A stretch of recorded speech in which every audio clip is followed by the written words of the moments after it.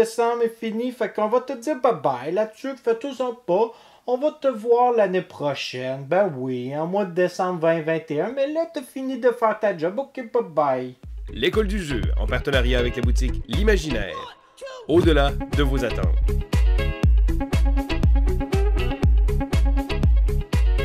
Bonjour mes moussaillons, c'est Vince de l'école du jeu et aujourd'hui je suis de retour dans un coin de neuf Vince du mois de décembre 2020.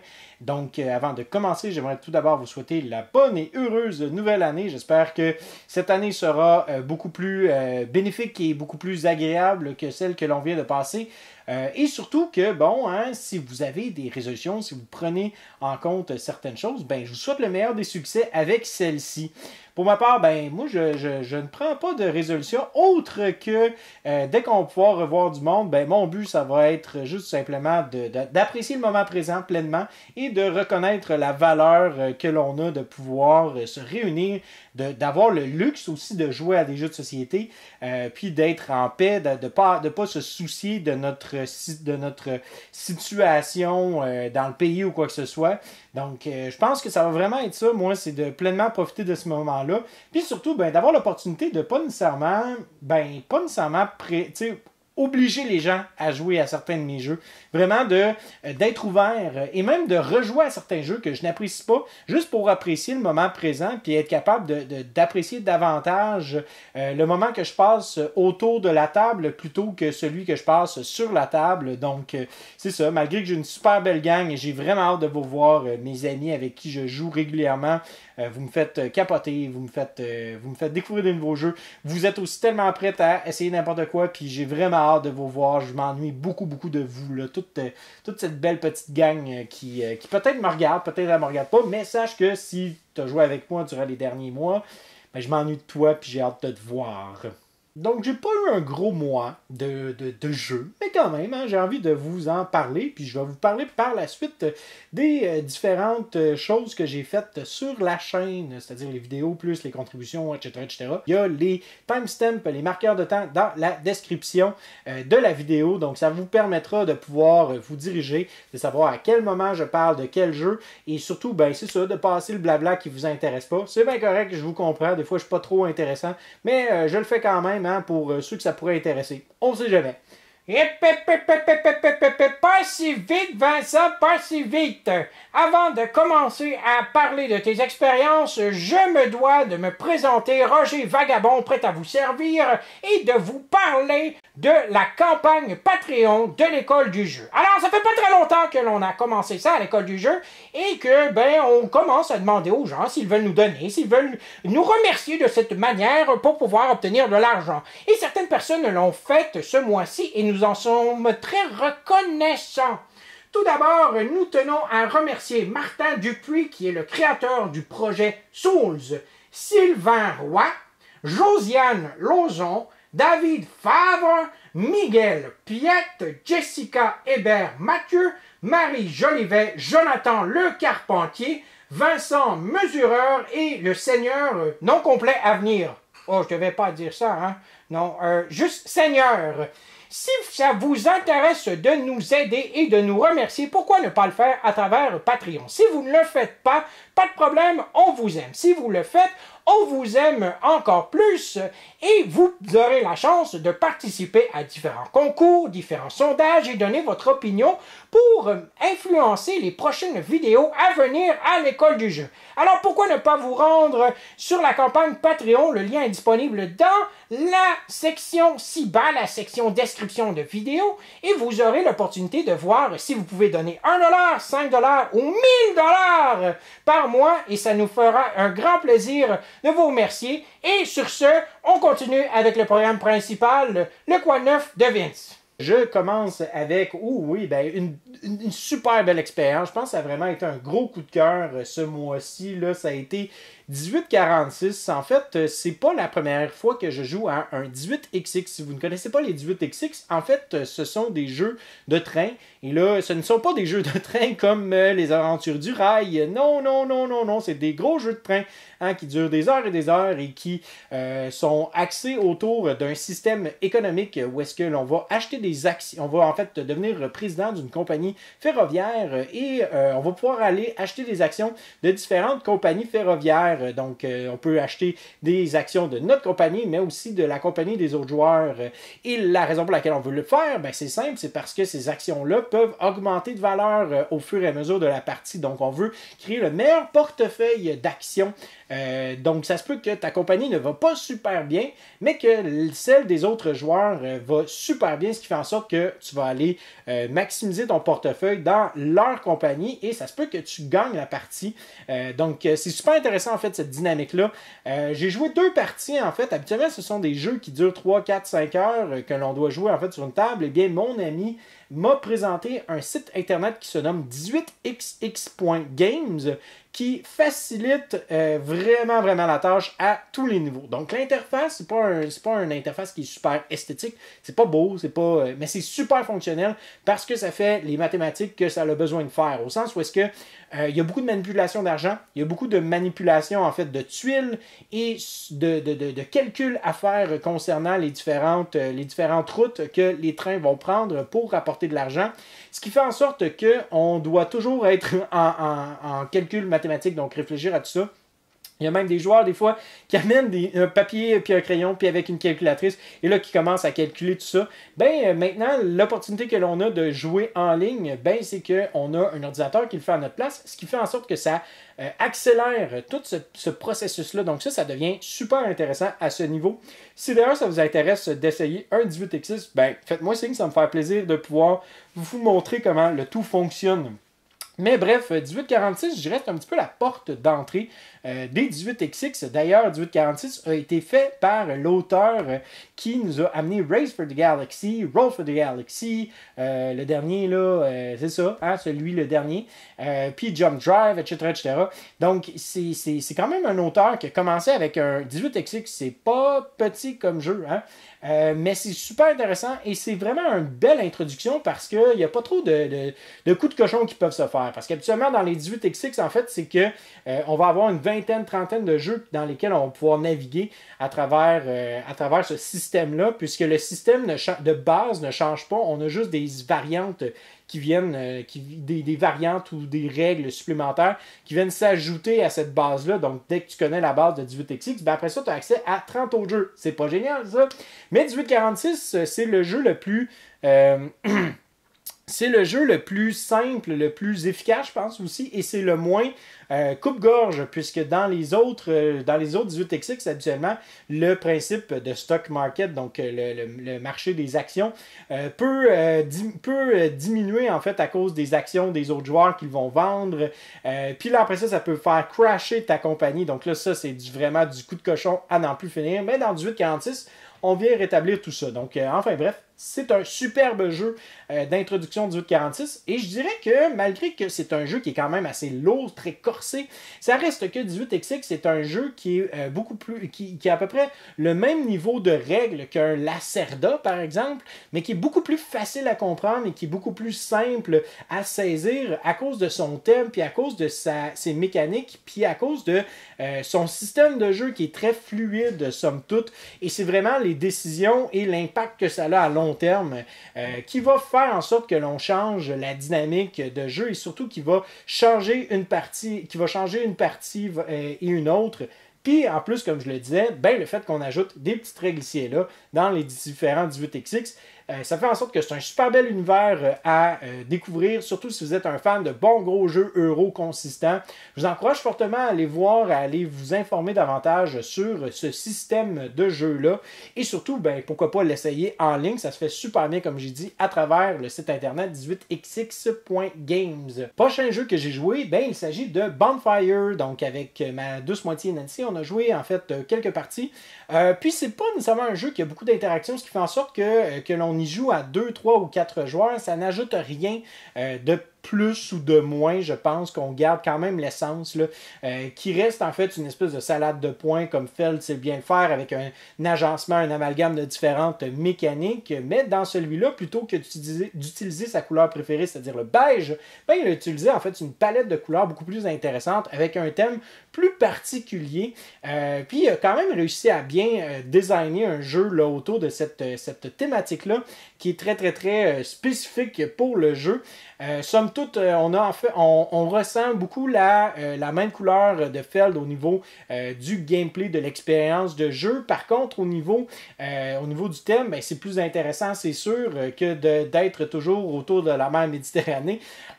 Et somme toute, ben, j'ai quand même apprécié l'expérience. C'est vraiment un très très bon jeu. Je pense par contre que c'est un des jeux qui est peut-être le plus difficile à saisir, là, somme toute, dans son ensemble, puis dans sa manière d'être joué, à cause que le thème et les mécaniques sont vraiment vraiment reliés ensemble. Ce qui fait en sorte que si on saisit bien le thème, à ce moment-là, c'est peut-être plus simple, plus fluide. Mais étant donné que le thème n'est pas nécessairement super accessible, ça fait en sorte que les mécaniques ne le sont pas nécessairement beaucoup. Mais enfin bref, une fois qu'on a joué quelques tours, ben, à un moment donné, on commence à bien saisir, puis on se rend compte, ok, dans le fond, il y a toujours le même principe des icônes, des symboles à agencer ensemble, puis à faire en sorte que telle couleur match avec telle couleur, que là, bon ben, on puisse faire en sorte que on travaille dans un but à long terme, comme un jeu euro, là, dans le fond, à la manière de Stéphane Feld. Et surtout, ce que j'ai aimé, c'est la saveur un petit peu de course, en fait, parce que notre but, en fait, c'est d'être le plus rapide à faire nos choses et d'être le plus optimal possible, parce que on a une espèce... Le jeu se termine pas après un certain nombre de rounds, mais se termine bien après un certain nombre d'actions que les joueurs vont faire, et quand une situation est déclenchée par les joueurs, ben là, après ça, on arrive en fin de partie. Donc, c'est toujours la question de est-ce que je veux faire plusieurs petites choses à court terme, puis être capable de bien faire mes affaires pour ne pas être pris dans le temps, ou je veux faire quelques petites choses à long terme pour être capable de faire plein de points, et puis ben, d'accélérer un petit peu le rythme là, si à un moment donné je me retrouve devant le fait accompli. Donc c'est super intéressant à ce niveau-là. Comme j'ai dit par contre, je pense pas que le compte de joueurs, que ce soit 2, 3 ou 4, va changer quoi que ce soit. Il y a un mode solo que je n'ai pas essayé. Dans tous les cas, j'ai fait une critique de ce jeu-là, donc j'ai expliqué toutes les règles au complet. Vous irez voir cette vidéo, je vais en parler un peu plus tard d'ailleurs. Mais ça fait pas mal le tour un résumé de ce que j'ai déjà expliqué dans la vidéo. Je passe maintenant à Cryptid. Alors, j'ai joué en ligne avec des amis sur Tabletop Simulator à Cryptid. C'était la première fois pour eux qui y jouaient. Donc, j'ai expliqué le jeu, etc., etc. D'ailleurs, ça risque d'être une vidéo que je vais présenter sur la chaîne, c'est-à-dire une espèce de simulation de jeu, là, une espèce de session de jeu que l'on a faite sur Tabletop Simulator. Et bien, en dedans d'à peu près 45 minutes, on a eu le temps de faire 2 parties, puisque la première partie a été super rapide. J'ai montré le jeu de base et en dedans de 15-20 minutes, ben, quelqu'un avait déjà trouvé le Cryptid. Et ensuite de ça, on a fait la deuxième partie, c'est-à-dire la partie plus complexe, là, avec qu'on rajoute différents éléments de jeu. On a vraiment eu du fun, somme toute, et je pense que Cryptid est vraiment un jeu qui, malgré son thème un peu abstrait, malgré que ce soit un petit peu des choses, tu sais, ce soit pas pleinement immersif, je pense quand même que Cryptid a beaucoup à offrir, surtout pour introduire des joueurs au mécanisme de déduction. Donc, je pense que pour ça, c'est vraiment un superbe jeu. Par contre, jouer en ligne, ben, encore une fois, ça n'a pas nécessairement la même saveur que ça aurait si on jouait autour d'une table. Mais les couleurs sont tellement vives, puis c'est tellement. L'agencement de couleurs est tellement prenant au niveau des yeux qu'à un moment donné, tu regardes ton ordinateur, puis là, tu commences à avoir un petit peu mal aux yeux, mal à la tête, parce que là, tu dis, OK, où est-ce qu'il faut que je regarde là présentement?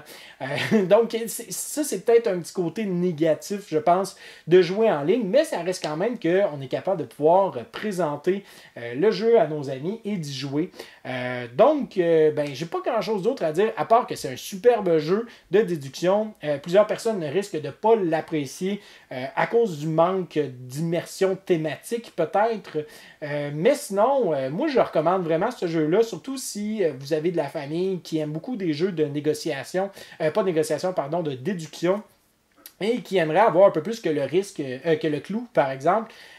Donc vraiment, essayez ce jeu-là, trouvez-le, puis il n'est pas super dispendieux, je pense en plus en magasin, mais un très bon jeu somme toute. Je continue avec Matcha. Donc Matcha, c'est un petit jeu de cartes, je ne l'ai pas devant moi, là, mais c'est une toute petite boîte là, de rien du tout, c'est un superbe jeu à 2 joueurs qui dure environ 10-15 minutes où on va avoir une espèce de collection d'ensemble qu'on va devoir faire, c'est-à-dire qu'on a des cartes devant soi et on va devoir les faire concorder soit avec un symbole ou avec un chiffre qu'il y a sur la carte correspondant à où est-ce qu'on joue présentement. Donc là, on met la carte et là, dépendamment de si les 2 joueurs ont fait concorder le symbole, on va regarder le chiffre sur la carte. Et si c'était un chiffre qu'il fallait faire concorder, bien, on va regarder le symbole de la carte. Donc, il y a une espèce de division, c'est-à-dire que le 1 est moins fort que le 2, moins fort que le 3, moins fort que le 4, mais le 4 est moins fort que le 1. Et ensuite de ça, on a aussi la même chose pour les symboles. Donc, une espèce de roue qui tourne sur la force des différents symboles. C'est un superbe jeu, vraiment. Là, j'ai été surpris. Je ne pensais pas apprécier autant. C'est un genre de jeu que tu pourrais sortir une fois de temps en temps. Là, 5 minutes là, sur le bord d'une table, là aussi un genre de jeu sur l'heure du dîner avec un camarade de travail, ben tu sors ça, puis tu fais quelques petites parties, puis ça s'enchaîne bien aussi, on a envie d'en refaire une autre, puisque étant donné que c'est une espèce de course à un certain nombre de petits jetons à récupérer, ça fait en sorte qu'on peut enchaîner une partie après l'autre très rapidement, et surtout on veut reprendre sa revanche, donc c'est un jeu que j'espère jouer encore, puis surtout ça fit super bien dans un sac à dos, peu importe. Là, vraiment, j'ai été super surpris par ce petit jeu-là. Un beau petit jeu, là, somme toute aussi. L'esthétique aussi est vraiment attrayante. Je pourrais pas dire grand-chose à part que peut-être, c'est sûr que c'est pas un grand jeu, c'est pas un jeu extraordinaire qui brise tout, qui révolutionne la patente ou qui va en jeter plus d'un à terre, mais quand même, ça fait vraiment bien le travail d'être un petit jeu de cartes à 2 joueurs de 5 à 10 minutes. Donc c'est ça. Là, je pourrais continuer en fait avec Moonrakers. Donc, je vous avais montré la belle petite boîte le mois passé. Donc, j'ai été me chercher ça. Donc, j'ai joué 2 parties. Une avec ma douce moitié, Nancy, et une autre en ligne avec 3 joueurs. On a joué en ligne, c'est ça. Donc, en ligne, ça m'a donné une meilleure vue d'ensemble par rapport à la négociation, par rapport à l'aspect de négociation, de travail collaboratif, je dirais. Alors qu'avec ma femme, ben, elle m'a battu à plat de couture. Donc, là, j'ai pu voir en fait l'optimisation puis la performance hors du commun de la part de Nancy à ce niveau-là. Moonrakers, ce que c'est un jeu qui n'a pas encore sa version française, je crois, mais qui n'a pas beaucoup nécessairement de texte là, en tant que tel. Il y en a un petit peu sur les cartes, mais somme toute, ça se traduit très très bien. C'est un jeu de négociation mixé avec du deck building qui va s'apparenter un petit peu à Cosmic Encounter, où est-ce que on va en fait on va avoir le même thème évidemment, le côté espace, mais aussi on va essayer de convaincre les autres joueurs pour aller en mission avec eux. Et l'avantage que l'on a de jouer d'aller faire des missions avec les autres joueurs, c'est qu'on peut récolter probablement une récompense. Et de plus, on a des objectifs personnels dans nos mains. Ça, il n'y a pas ça dans Cosmic Encounter, mais c'est pas grave. On a des objectifs dans Moonrakers, dans nos mains, qui sont des objectifs secrets qui vont nous permettre de faire des points. Le premier joueur qui arrive à 10 points gagne automatiquement la partie. Donc, ce qui est super intéressant, c'est qu'on a 2 aspects de deck building. Le premier, on a l'aspect, en fait, de vraiment construire son deck, c'est-à-dire récupérer des cartes et les ajouter dans son deck. On pourrait récupérer, par exemple, un équipage qui va nous offrir l'opportunité d'avoir un super pouvoir. Là. Les équipages là, sont vraiment, vraiment forts. Mais on pourrait aussi, plutôt que d'acheter une carte équipage, on pourrait décider de récupérer une carte vaisseau que l'on ajoute sur notre plateau personnel. Alors, on a 4 espaces qui sont réservés pour ces cartes-là. Et ces cartes vont nous dire, en fait, quelles cartes qu'on ajoute dans notre deck. Est-ce qu'on ajoute, par exemple, des cartes d'attaque? Est-ce qu'on ajoute des cartes de défense? Est-ce qu'on ajoute des cartes de machinerie? Bref, on va ajouter des cartes dans notre deck qu'on va jouer, mais les 4 cartes que l'on place sur notre vaisseau, ben, ça nous donne aussi un pouvoir spécial, comme par exemple, chaque carte attaque de valeur 1, ben, maintenant, elle valent 2. Ou encore, quand je joue un bouclier, ben, je peux jouer aussi automatiquement une carte attaque de ma main, parce que le gros ce qui est vraiment intéressant du jeu, c'est que pour être capable d'enchaîner plusieurs cartes dans nos mains, il faut s'assurer d'avoir des cartes avec un éclair. Là. Le nom m'échappe là, en tant que tel. Mais ces cartes éclairs-là vont nous permettre de jouer plus d'actions que prévu dans notre tour. Et si on n'a pas de carte de ce type-là, ben à ce moment-là, on ne peut jouer qu'une seule et unique carte. Donc, ça fait en sorte que ça peut donner une certaine délibération par rapport à qui va aller dans quelle mission, quoi que ce soit. On pourrait très bien aussi dire des mensonges, mentir aux autres joueurs pour les ralentir, puis que, bon, justement, ils puissent être incapables d'accomplir leur mission parce qu'on ne peut pas se baser sur toi. Donc, enfin, bref, c'est vraiment un jeu, le fun. J'ai vraiment été surpris par ce jeu-là. Je ne pensais pas apprécier autant que ça. Et j'aime beaucoup le concept de construire son deck, construire en fait les avantages que l'on va offrir aux autres joueurs et jusqu'à quel point que les autres joueurs nous veulent dans leur équipe à cause de justement tous les différents bonus qui peuvent bénéficier, mais qu'on bénéficie aussi en étant capable de jouer le plus de cartes possible. C'est vraiment, vraiment un très bon jeu. À 2 joueurs, ben là, ça devient une espèce de tête-à-tête de compétition, mais il y a un système, en fait, avec un deck mercenaire que l'on appelle. Donc là, c'est plus une course de gestion de ressources, dans le fond, appropriée. Oui, on peut encourager l'autre joueur à venir dans des missions, mais le but, c'est de construire son deck le plus rapidement possible et le plus efficacement possible pour dépasser l'autre joueur et atteindre 10 points avant l'autre. Mais somme toute, là, vraiment, là, un superbe jeu. J'ai vraiment hâte de le mettre sur la table, de jouer à 4 ou 5 joueurs, de voir qu'est-ce que ça donne en vrai. Et surtout avec un bon nombre de joueurs qui ont envie de s'investir à ce niveau-là. J'ai encore joué pas mal de parties là, à Police ce mois-ci, principalement en ligne, évidemment. J'ai montré le jeu à différentes personnes, notamment vous avez pu voir une session de jeu être publiée sur la chaîne avec Pierre Poisson, mais sinon j'ai rejoué avec d'autres amis, je cherche des joueurs éperdument pour être capable de pouvoir jouer et tester et de voir en fait la latitude et l'élasticité de ce jeu-là. Mais somme toute, là, je veux dire, à chaque partie que je joue, là, je suis tout le temps flabbergasté de voir comment est-ce que chaque petit détail va vraiment venir transformer les éléments, va venir transformer notre manière de penser puis de voir le jeu. J'ai hâte d'y rejouer en vrai et surtout j'ai hâte d'y rejouer, de rejouer avec un partenaire de jeu ou avec des partenaires de jeu.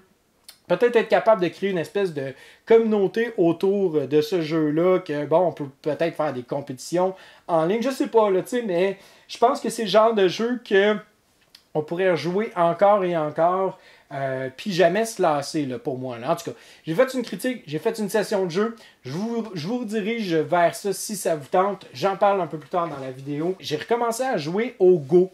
Le Go qui est un jeu en fait un jeu abstrait et ça fait longtemps que je n'avais pas joué. Je pense que la dernière partie que j'avais faite, j'avais à peu près ça fait 10 ans là, quasiment, là, même plus que ça. Non, moins que ça. Mais en tout cas, bref, le Go, c'est le jeu, un des jeux les plus vieux au monde. C'est simple, c'est un jeu abstrait de contrôle de territoire, où est-ce qu'on va placer en fait des pastilles soit noires ou soit blanches, dépendamment de la couleur que l'on est. Et le but, c'est d'encercler en fait certains territoires de l'adversaire, certaines pastilles de l'adversaire, pour être capable de récolter ces pastilles. Donc, c'est des prisonniers que l'on appelle. Et ces prisonniers-là nous donnent des points de victoire. Et en fait, la grandeur du territoire que l'on englobe va nous permettre aussi de faire des points en fin de partie. J'ai pas beaucoup joué, puis je me rends compte que c'est un jeu qui est fascinant parce que c'est un jeu qui est difficile à bien saisir, bien comprendre l'impact de chaque partie que l'on fait. J'ai envie d'y rejouer encore. J'y joue principalement avec une espèce de AI qui est comme un site internet gratuit. Là. Donc j'y joue une fois de temps en temps, je joue quelques parties. Mais pour vrai, c'est super difficile. C'est vraiment, vraiment difficile comme jeu de saisir en fait l'ampleur de chaque décision. Mais ça se joue super rapidement aussi, là, dépendamment de la grosseur du plateau que l'on choisit. vraiment, là, j'ai envie de vous dire, découvrez ce jeu-là.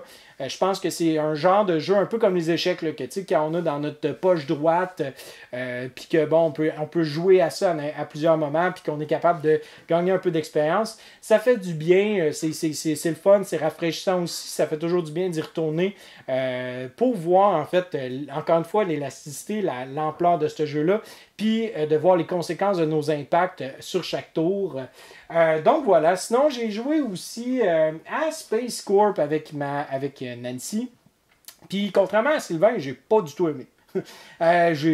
J'ai pas compris en fait. Il y a beaucoup de gens qui capotent sur ce jeu-là. Puis waouh, ouais, c'est donc bien hot, c'est magique, c'est magnifique. Puis ça, c'est sûrement le genre de jeu qui est plus le fun à 4, mettons.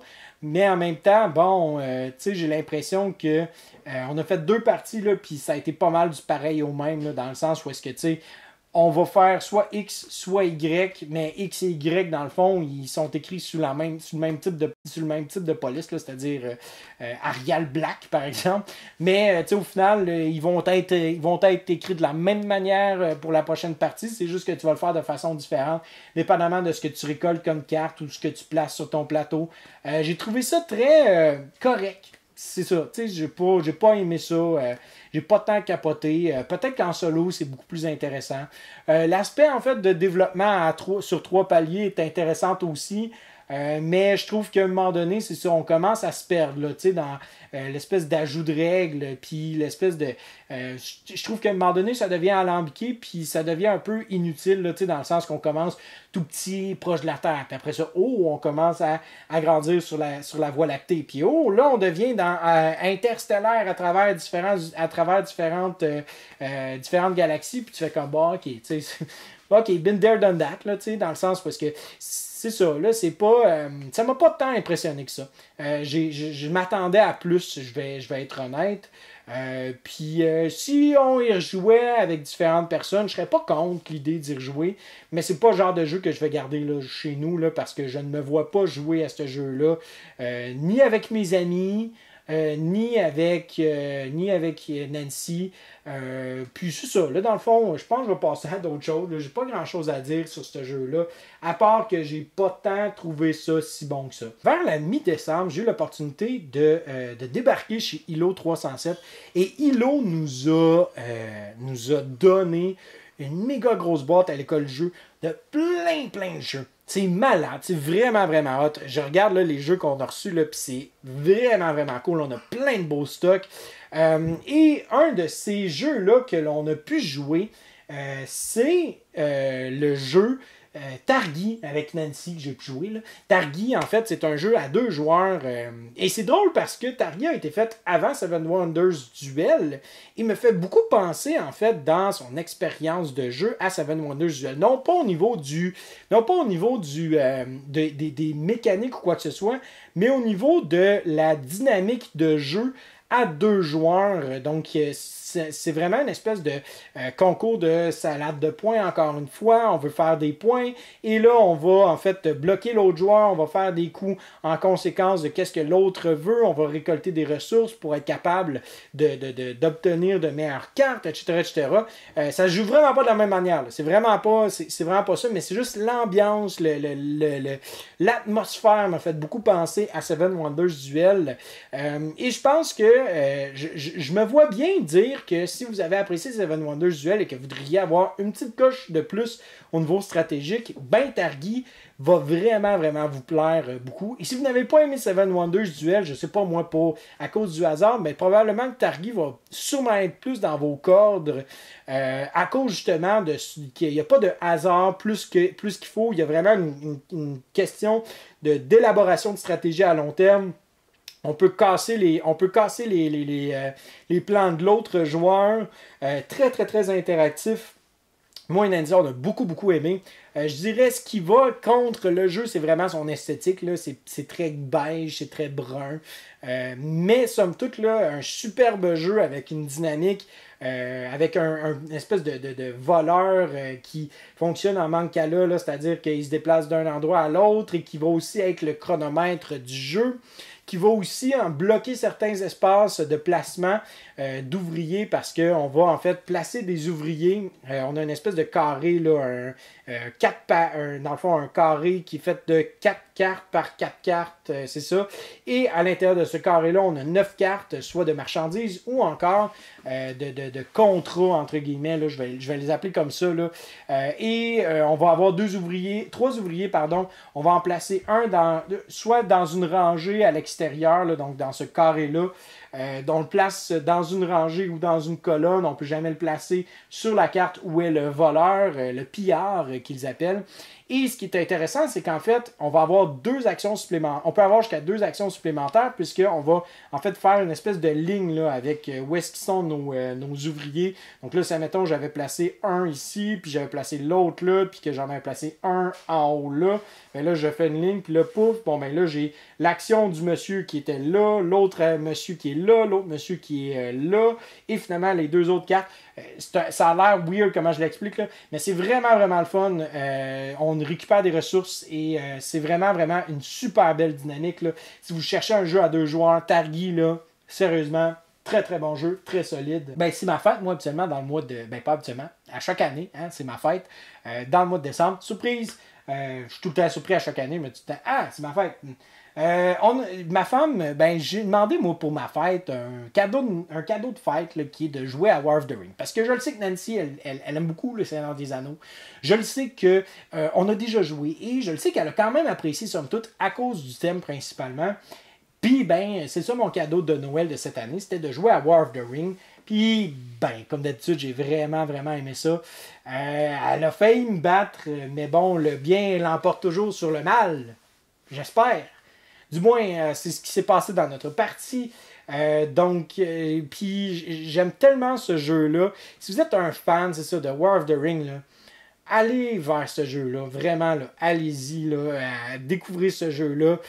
Prenez le temps aussi de bien saisir, bien comprendre. Le jeu est long, mais ce qui est intéressant, c'est que c'est pas parce que c'est long que vous n'allez pas saisir l'ensemble du jeu à la fin de la partie. Là. À un moment donné, on commence à bien comprendre les règles, on commence à suivre le rythme du jeu. Puis ce qui va faire en sorte que les choses changent, c'est les cartes que l'on pige. Mais il y a une version française qui s'en vient bientôt. Yeah! Fait que là, tout ça, ça va, tu sais, le côté anglais, ben c'est pas grave, là, présentement, on va l'avoir en français. Ça va être tellement bien fait, j'en suis convaincu. J'ai tellement hâte qu'il arrive en français, j'ai tellement hâte que vous puissiez jouer, vous, fans de Lord of the Ring, du Seigneur des Anneaux. J'ai vraiment, vraiment hâte d'avoir votre feedback là-dessus. J'ai déjà hâte d'y rejouer, moi. C'est vraiment, vraiment un de mes jeux préférés, là, de tous les temps. Là, hein, vous le savez déjà, on va peut-être faire notre top 100 à l'école du jeu, ben là, vous savez que lui va être très très haut dans la liste. C'est ce qui conclut maintenant mon quoi de neuf par rapport à ce que j'ai joué pendant le mois de décembre.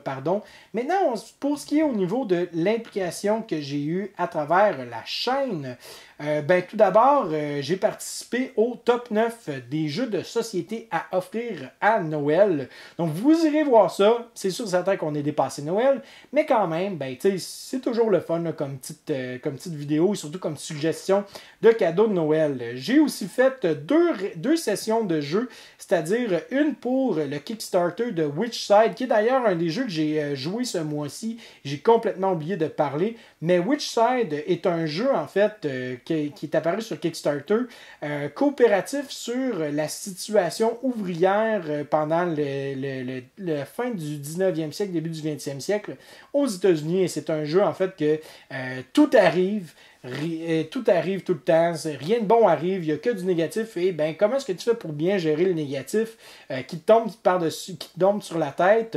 Vraiment là, un superbe jeu de gestion de ressources, très très très tissé serré. Et qui a été aussi, c'était sur Kickstarter et ça a été subventionné. Donc, je suis super content d'avoir pu participer à ce Kickstarter-là et de pouvoir l'avoir promu. Sinon, j'ai fait une règle et critique de Bonfire. D'ailleurs, j'aimerais mentionner que des fois, ça a l'air long, mes règles, mais c'est un peu normal parce que tu expliques un jeu, puis j'essaie de le faire le mieux possible, le plus large possible, pour éviter qu'il y ait le moins de questions possible, et surtout que vous soyez capable, après avoir écouté la vidéo, de bien saisir le jeu, bien saisir comment est-ce que l'on y joue, pour ne pas avoir à vous référer aux règles ou poser des questions en ligne, peu importe. Donc, c'est vraiment pour ça que des fois, ça prend beaucoup de temps. C'est vraiment pour m'assurer que tout soit bien compris. Une autre session de jeu que j'ai joué, que j'ai faite sur le jeu Police avec Pierre Poisson. Donc, je l'ai mentionné quand j'ai parlé de Police au préalable. Un superbe jeu. Malheureusement, Pierre mange une raclée à la fin et me donne la victoire parce qu'il avait beaucoup de difficultés, en fait, à gérer l'espèce de demande de nourriture constante. Donc, c'est tout le temps une espèce de menace c'est une espèce d'épée de Damoclès qui est toujours au-dessus de ta tête, sans oublier l'autre joueur qui peut venir vraiment te briser les deux jambes en deux. Un superbe jeu Police, somme toute, si vous aimez l'interaction et si vous aimez toujours avoir des épées de Damoclès sur le dessus de votre tête. Une vidéo où on vous dit merci. Puis je tiens à vous le dire encore, c'est vraiment, vraiment cool tout ce qui se passe depuis un bon bout de temps avec l'école du jeu. Là, on a vraiment, vraiment l'opportunité de voir la croissance perpétuelle et c'est grâce à vous. Et ça, je veux vous remercier mille et une fois. Merci beaucoup du support que vous nous donnez, que ce soit sur Patreon qu'on vient de commencer ou encore que ce soit en général, juste écouter nos vidéos, nous donner du feedback, venir nous parler. Peut-être venir nous voir en convention, faire « Hey, c'est vraiment cool les vidéos que tu fais. » On aime ça super gros et c'est pour ça qu'on le fait. C'est principalement pour bâtir une communauté, pour bâtir une espèce d'ambiance tous ensemble, puis qu'on puisse vraiment être capable de se réunir et de jouer à des jeux de société et en découvrir tous ensemble. J'ai fait une critique de Police et finalement, mais ça ressemble pas mal à ça. J'ai participé aussi à la rétrospective de l'année 2020 de JP qui a été publiée le 1er janvier. Donc là, tu dis, oui, mais ça compte pas, c'est le 1er janvier. Mais c'est pas grave, hein? Regarde, je vais juste en parler comme ça. Donc voilà, écoute, je ne m'attarderai pas plus longtemps qu'il faut. J'espère que vous avez grandement apprécié. N'oubliez pas de liker cette vidéo, laisser un petit pouce vers le haut. Nous liker sur Facebook si vous êtes sur Facebook, vous abonner à notre Instagram si vous êtes sur Instagram. Vous abonner à notre chaîne aussi pour en savoir davantage sur les différentes vidéos que l'on publie. Et somme toute, merci beaucoup de m'avoir écouté. N'oubliez pas, si vous avez des questions ou commentaires, laissez-les dans la section ci-bas. Ça me fait plaisir de pouvoir y participer. Et sur ce, mon nom est Vincent et je souhaite à vous et vos amis un bon jouage.